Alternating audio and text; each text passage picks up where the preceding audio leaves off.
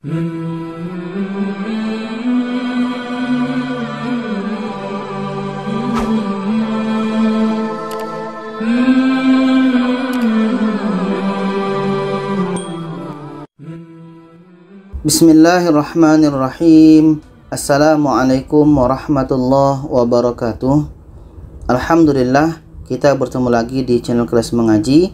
Pada kali ini kita akan membahas tentang bagaimana cara memahami mat. Karena kalau kita lihat pada video-video sebelum ini, ada juga yang menanyakan bagaimana cara mudah untuk memahami mat ini. Dan juga kepada pelajar-pelajar saya atau yang belajar mengaji dengan saya atau yang ikut seminar dengan saya, itu mereka meminta untuk bagaimana cara cepat, cara mudah untuk memahami mat. Karena mat ini sangat banyak. Jadi di sini saya akan memberikan formula atau cara mudah bagaimana kita secara cepat bisa memahami mat ini, sehingga nanti ketika prakteknya membaca Al-Quran kita bisa melihat yang mana mat tersebut. Jadi pada video ini kita fokus kepada 5 mat saja, yaitunya mat wajib muttasil, mat jaiz munfasil, mat arid li sukun, mat lain, dan mat iwad. Sedangkan mat yang lain itu kita akan bahas pada video yang akan datang. Jadi sekarang kita mulai mat yang pertama, yaitunya mat wajib muttasil. Saya akan buka sekilas lalu bagaimana tentang pengertian mat ini. Mat itu panjang, wajib itu ya wajib, muttasil itu bersambung. Kalau kita lihat untuk maksudnya, apabila tanda mat dan hamzah berada pada satu kalimah. Jadi ada tanda mat bertemu dengan hamzah dalam satu kalimah. Dan panjangnya 4 sehingga 6 harkat. Dan untuk mudah memahaminya, saya akan memberikan simbol kepada kita, yaitunya seperti ini. Ini tanda mat bertemu dengan hamzah dalam satu kalimah. Nah, inilah cara mudah untuk memahami mat wajib muttasil ini. Ini tanda mat bertemu dengan hamzah dalam satu kalimah. Nah, simbol inilah yang harus kita hafal. Kalau perlu kita tulis dulu. Nanti kalau kita sudah mulai mahir, baru nanti kita fokus kepada tanda mat bertemu hamzah dalam satu kalimah. Oke, sekarang kita lihat contohnya. Ini tanda mat bertemu hamzah dalam satu kalimah. Contoh yang pertama ini dalam surah Al-Baqarah ayat 6. Ya, ini. Ini tanda mat bertemu dengan hamzah. Sawaun ini adalah satu kalimah. Ini tanda mat bertemu dengan hamzah dalam satu kalimah. Ini adalah mat wajib muttasil. Sawaun. Sawaun. Oke, ini mat wajib muttasil. Tanda mat bertemu dengan hamzah dalam satu kalimah. Selanjutnya, masih dalam surah Al-Baqarah ayat 13 ini. Ini ada tanda mat bertemu dengan hamzah. Sufaha ini adalah satu kalimah. Jadi di sini ada tanda mat bertemu dengan hamzah dalam satu kalimah. Itu poinnya. Tanda mat bertemu hamzah dalam satu kalimah. As-sufaha. As-sufaha. Oke. Ini mat wajib muttasil. Contoh yang ketiga ini dalam surah Al-Baqarah ayat 19 ini. Ini tanda mat bertemu dengan hamzah. As-sama ini adalah satu kalimah. Jadi mudah ya. Kita melihat kepada simbol. Ada tanda mat bertemu dengan hamzah dalam satu kalimah. As-sama. As-sama. Oke. Contoh yang terakhir ini dalam surah Al-Baqarah ayat 22 ini. Ada tanda mat bertemu dengan hamzah. Ma'an ini adalah satu kalimah. Ma'a. Ma'a. Jadi cara mudah untuk memahami mat wajib muttasil itu yaitu dengan mengenal simbolnya. Tanda mat bertemu dengan hamzah dalam satu kalimah. Mat yang kedua, mat jaiz munfasil. Mat itu panjang, jaiz itu harus, munfasil itu terpisah. Maksudnya, apabila tanda mat dan hamzah berada pada dua kalimah, panjang 4 sehingga 6 harkat. Untuk mudah memahaminya, kita menggunakan simbol seperti ini. Tanda mat bertemu dengan hamzah dalam dua kalimah. Kalau tadi mat wajib mutasil itu satu kalimah. Kalau mat jaiz munfasil itu dua kalimah. Jadi kita mudah mempelajarinya ini dengan menggunakan simbol. Kita lihat kepada contohnya ini. Yang pertama dalam surah Al-Baqarah ayat 9 ini. Ada tanda mat bertemu dengan hamzah illa satu kalimah, anfusahum satu kalimah. Jadi di sini ada dua kalimah, illa dengan anfusahum. Jadi di sini ada tanda mat bertemu dengan hamzah dalam dua kalimah. Oke, kita ingat simbol ini. Tanda mat bertemu hamzah dalam dua kalimah. Jadi ini mat jaiz munfasil. Contoh yang kedua ini dalam surah Al-Baqarah ayat 11 ini. Ini tanda mat bertemu dengan hamzah. Qalu satu kalimah, innama satu kalimah. Jadi di sini ada dua kalimah, qalu dengan innama. Jadi ada tanda mat bertemu dengan hamzah dalam dua kalimah. Ini mat jaiz munfasil. Contoh yang terakhir ini dalam surah Al-Baqarah ayat 13 ini. Yang pertama ini ada tanda mat bertemu dengan hamzah dalam dua kalimah, kama dengan amanah. Jadi ada tanda mat bertemu dengan hamzah dalam dua kalimah. Ini mat jaiz munfasil. Contoh yang kedua ini tanda mat bertemu dengan hamzah. Qalu satu kalimah, anu'minu satu kalimah. Jadi tanda mat bertemu dengan hamzah dalam dua kalimah. Qalu dengan anu'minu. Sedangkan contoh yang ketiga ini sama dengan tadi kama amanah, tanda mat bertemu dengan hamzah. Kama satu kalimah, amanah satu kalimah. Jadi tanda mat bertemu dengan hamzah dalam dua kalimah, kama dengan amanah. Oke, ini mat jaiz munfasil. Jadi simbolnya ini kita hafal. Tanda mat bertemu dengan hamzah dalam dua kalimah. Yang ketiga mat arid li sukun. Mat itu panjang, arid itu bertemu, li itu dengan sukun itu mati. Jadi setelah mat terdapat huruf sukun karena waqaf. Kan kita kadang pening juga melihat maksudnya seperti ini. Jadi ada cara mudah memahaminya. Kita lihat panjangnya 2 atau 4 atau 6 harakat. Simbolnya seperti ini. Di sini setelah mat ya. Jadi mat itu maksudnya huruf mat alif, mat waw atau mat ya. Oke, mat alif atau mat waw atau mat ya terdapat huruf sukun karena waqaf. Jadi setelah mat alif, mat waw atau mat ya itu ada huruf yang disukunkan, yang asalnya adalah berbaris tapi dimatikan, disukunkan, dan letaknya ini berada pada akhir ayat atau akhir bacaan. Simbol ini yang kita hafal. Huruf mat, apakah alif, waw atau ya, setelahnya ada huruf yang disukunkan atau dimatikan berada pada akhir ayat atau akhir bacaan. Kita lihat contohnya. Ini simbolnya ya. Huruf mat, alif, waw atau ya, ada setelahnya huruf yang dimatikan, letaknya pada akhir ayat atau akhir bacaan. Contohnya ini contoh pada akhir ayat dulu. Ini dalam surah Al-Baqarah 167 ini. Jadi di sini ada huruf mat alif. Oke, setelahnya itu ada huruf ri. Ri ini pendek, maka kita matikan. Oke, bertemu ya. Ada huruf mat. Di sini huruf mat alif. Dan setelahnya ada huruf yang dimatikan, disukunkan. Ini kita matikan akhirnya ro ini, karena ro ini pendek. Dan letaknya kalimah ini pada akhir ayat. Maka ini adalah mat arid disukun. Minan nar. Oke, ini untuk contoh alif. Yang kedua dalam surah Al-Baqarah ayat 6 ini.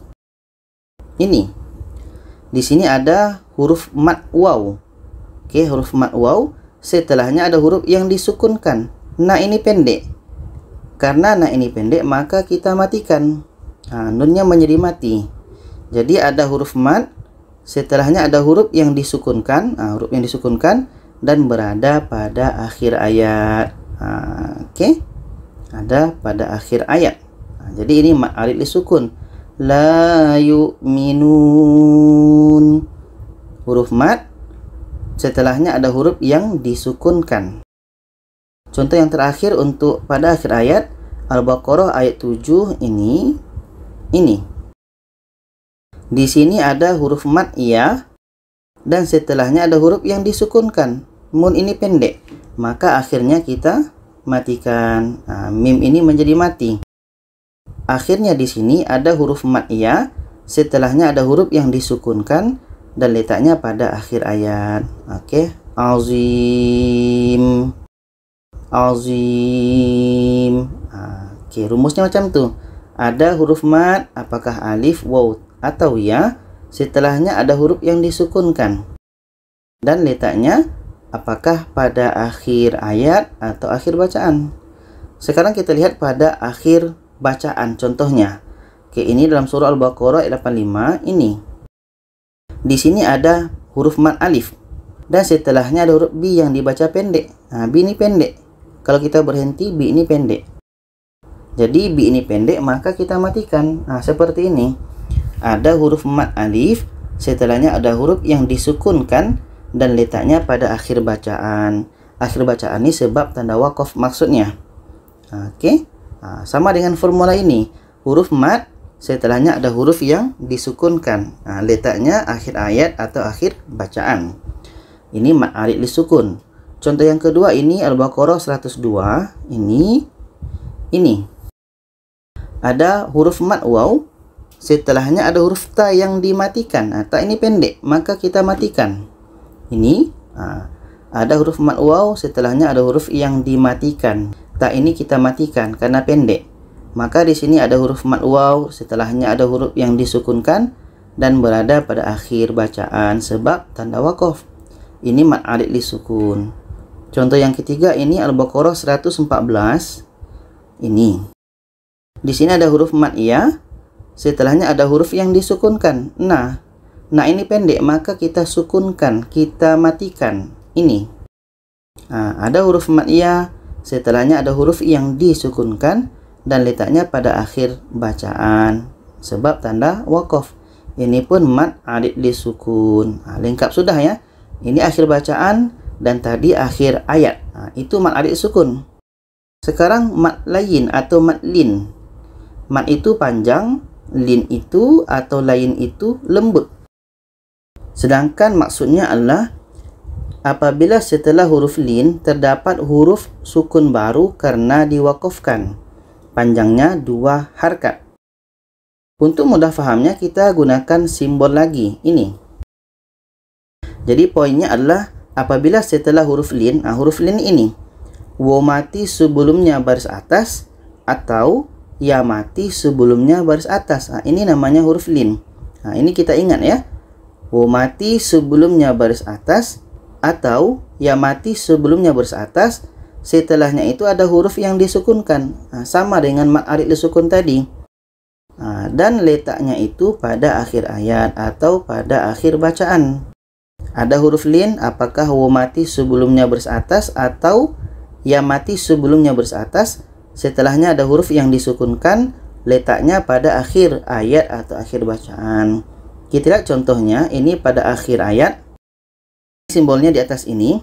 Di sini ada ya mati sebelumnya baris atas. Ini huruf lain. Ya mati sebelumnya baris atas dan setelahnya ada huruf yang dimatikan. Shin ini pendek, maka kita matikan dan letaknya pada akhir ayat. Maka ini mad lain. Quraisy. Oke, ya itu simbolnya. Ada ya mati sebelumnya baris atas, setelahnya ada huruf yang dimatikan. Shin ini mati. Oke, setelah itu ini wasaif, ada ya mati sebelumnya baris atas dan fi ini pendek. Akhirnya kita matikan juga dan berada pada akhir ayat. Jadi di sini ada ya mati sebelumnya baris atas dan setelahnya ada huruf yang dimatikan. Ini pun mad lin. Wasaif. Selanjutnya ini ada juga ya mati sebelumnya baris atas, setelahnya ada huruf yang dimatikan. Ti ini pendek, maka kita matikan dan letaknya pada akhir ayat. Ini pun mad lin. hadzal bait. Nah, ini mad lin ya. Dan terakhir ini ada waw mati sebelumnya baris atas dan setelahnya ada huruf yang dimatikan. Fin ini pendek, maka kita matikan fa ini dan letaknya pada akhir ayat. Khauf ini mad lain. Min khauf. Oke. Ini contoh untuk mad lin atau mad lain pada akhir ayat. Ini simbolnya ya, kita ingat. Ada huruf lin, waw mati sebelumnya baris atas atau ya mati sebelumnya baris atas. Setelahnya ada huruf yang disukunkan. Letaknya pada akhir ayat atau akhir bacaan. Sekarang kita lihat pada akhir bacaan. Ini dalam surah Al-Baqarah ayat 255. Di sini ada waw mati sebelumnya baris atas dan setelahnya ada huruf yang disukunkan. Mun ini pendek, maka kita sukunkan, kita matikan. Dan letaknya pada akhir bacaan. Nah, jadi ini kita berhenti. Maka ini mad lain. Wala naum. Ada waw mati sebelumnya baris atas, setelahnya ada huruf yang disukunkan dan letaknya pada akhir bacaan. Oke, ini simbolnya ya, kita hafal ini. Waw mati atau ya mati sebelumnya berbaris di atas dua-duanya, setelahnya ada huruf yang dimatikan dan letaknya pada akhir ayat atau akhir bacaan.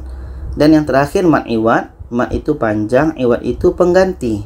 Maksudnya mengganti tanwin nasab dengan alif mad ketika waqaf. Panjangnya 2 harakat. Untuk mudah fahamnya, simbolnya seperti ini. Ada tanwin atas. Oke, tanwin atas letaknya pada akhir ayat atau akhir bacaan. Ini ya, letaknya pada akhir ayat atau akhir bacaan. Kita lihat contohnya. Ini dalam surah Al-Adiyat. Ini tanwin atas dan letaknya itu pada akhir ayat. Ini akhir ayat. Jadi dhabahan ini kita baca menjadi dhabaha. Ini mad iwad. Kita buang barisnya satu menjadi dhabaha. Yang kedua ini tanwin atas berada pada akhir ayat. Qadahan ini menjadi qadaha. Juga mad iwad. Setelahnya itu ini tanwin atas berada pada akhir ayat. Menjadi seperti ini. Subha. Setelah itu ini ada tanwin atas dan letaknya pada akhir ayat. Seperti ini. Naqa'a. Ini pada akhir ayat. Dan terakhir ini jam'an, tanwin atas juga berada pada akhir ayat menjadi seperti ini. Jama'a. Jadi untuk mad iwad ini kita hafal seperti ini aja. Tanwin atas letaknya pada akhir ayat atau akhir bacaan. Jadi kesimpulannya adalah untuk mad wajib mutasil simbolnya seperti ini. Tanda mad bertemu hamzah dalam satu kalimah. Ini untuk mudah fahamnya. Sedangkan yang kedua mad jaiz munfasil, tanda mad bertemu hamzah dalam 2 kalimah. Dan yang ketiga mad arid lisukun, simbolnya seperti ini. Huruf mad alif atau waw atau ya, setelahnya ada huruf yang dimatikan, letaknya pada akhir ayat atau akhir bacaan. Dan yang keempat mad lain atau lin, ada waw mati atau ya mati, sebelumnya sama-sama ada berbaris di atas, setelahnya itu ada huruf yang disukunkan, letaknya pada akhir ayat atau akhir bacaan. Dan yang terakhir mad iwad, ada tanwin atas, letaknya pada akhir ayat atau akhir bacaan. Jadi inilah yang harus kita pahami supaya kita mudah memahami 5 mad ini. Jadi itu saja, semoga kita bisa pahami. Kalau ada pertanyaan komen di bawah, kalau ada saran juga komen di bawah. Terima kasih. Wassalamualaikum warahmatullahi wabarakatuh.